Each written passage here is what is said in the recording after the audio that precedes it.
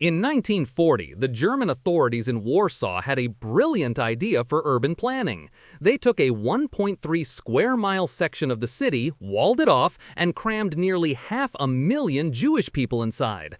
They called it the Warsaw Ghetto. The official line was disease prevention, which is a wonderfully creative way of saying human storage facility. To add a layer of bureaucratic absurdity, they established a Jewish council, the Judenrat, led by a man named Adam Chernyakwa, to manage the internal affairs. This gave the grim situation a veneer of self-governance, which is like letting the passengers vote on which cliff the bus drives off. Starvation, disease, and random violence were daily facts of life, a perfectly engineered system of slow-motion destruction. By the summer of 1942, the slow-motion part of the plan was apparently deemed too inefficient. It was time for the Great Deportation Action. This was another one of those fantastic euphemisms, meaning the mass shipment of people to the Treblinka extermination camp. The Judenrat was ordered to deliver 6,000 people per day for resettlement in the East. Adam Chernyakwa, faced with the task of signing deportation orders for children, chose a different path. On July 23rd, he took a cyanide pill. His suicide note was quite clear: "I am powerless. My heart breaks with grief and pity." It was the moment the illusion of cooperation shattered completely. Over 250,000 people were deported in 2 months. With the leadership gone and the reality of Treblinka sinking in, a new idea began to form. It was a terrible, desperate, and magnificent idea: resistance. 2 main groups emerged: the OB, or Jewish Combat Organization, led by the 23-year-old Mordechai Anielewicz, and the ZW, the Jewish Military Union, which was formed by former Polish army officers. Their arsenals were modest. We're talking a few dozen smuggled pistols, some rifles, and a whole lot of homemade grenades and Molotov cocktails. Their plan wasn't to win. Winning was impossible. The plan was to choose how they died. It was a fundamental shift from trying to survive the system to actively fighting it, a decision made by people with absolutely nothing left to lose. In January 1943, the Germans came back for another round of deportations. They expected the usual compliance. They did not get it. A column of Jews being marched to the trains suddenly broke formation, and OB fighters opened fire on the German escort. It was chaos. The Germans, caught completely off guard, actually retreated for a bit. They had walked into an ambush inside their own prison. While the resistance was quickly suppressed after a few days, the message was sent. The deportations were halted, for a time. For the Germans, it was an embarrassing inconvenience. For the fighters, it was proof of concept. They could fight back. They could make the enemy pay for every inch of ground. The final act began on April 19, 1943. It was the eve of Passover, the Jewish Festival of Freedom. The historical irony was apparently lost on the SS. SS and police leader Jürgen Stroop arrived with over 2,000 well-armed soldiers, tanks, and artillery to liquidate the ghetto for good.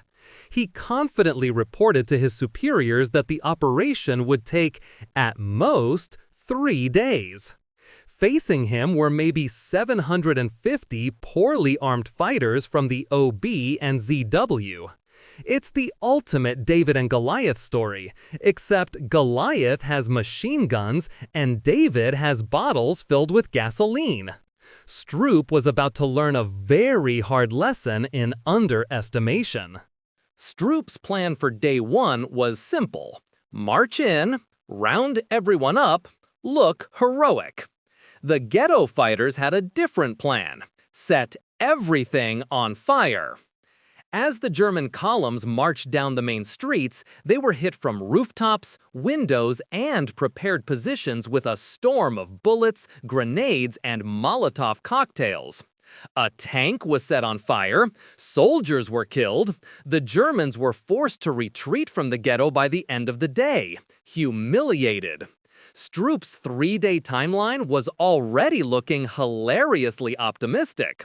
The fighters were using a complex network of attic passages and cellars to move around, turning the ghetto into a deadly, confusing maze for the invaders. Having failed at conventional urban warfare against starving civilians, Stroop resorted to a more robust tactic. He ordered the systematic burning of the ghetto block by block.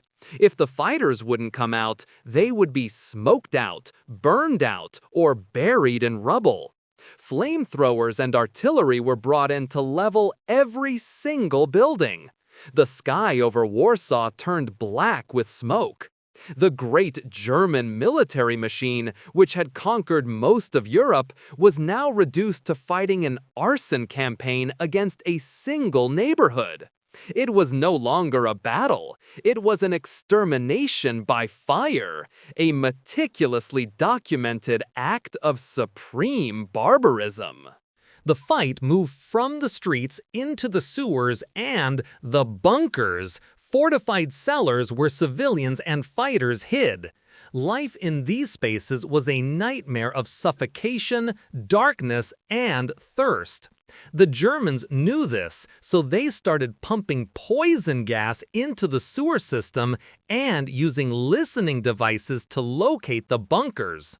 On May 8th, they surrounded the OB command bunker at 18 Mia Street. Rather than surrender, Mordecai Anielewicz and about 80 of his remaining fighters took their own lives. It was the tragic, defiant end for the uprising's leadership. They had lived by their rules, and they would die by them too. On May 16, 1943, almost a month after his 3-day operation began, Jürgen Stroop declared victory. To celebrate, he personally blew up Warsaw's Great Synagogue, a building that was outside the ghetto entirely. Because nothing says victory over armed combat like destroying an empty house of worship. He then compiled a detailed, leather-bound report for his boss, Heinrich Himmler, complete with photographs, titled "The Jewish Quarter of Warsaw is No More."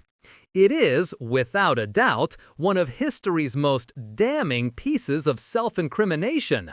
He documented every atrocity with bureaucratic pride, inadvertently creating the primary evidence that would be used to hang him after the war. So, what did it all achieve? Militarily, nothing. The ghetto was destroyed. Most of the fighters and remaining civilians were killed. But the Warsaw Ghetto Uprising was never about military victory. It was about reclaiming agency. For 27 days, a few hundred people with almost no weapons held off a modern army. They inspired other uprisings in camps and ghettos across Europe. They demonstrated that you could fight back even in the most hopeless situation imaginable. They chose the time and manner of their own death, a final, powerful act of defiance. It wasn't a battle for territory. It was a battle for the human soul, and in that, they absolutely won. If you enjoyed this video, please like, comment, and subscribe to our channel for more historical insights. Thanks for watching, nerds!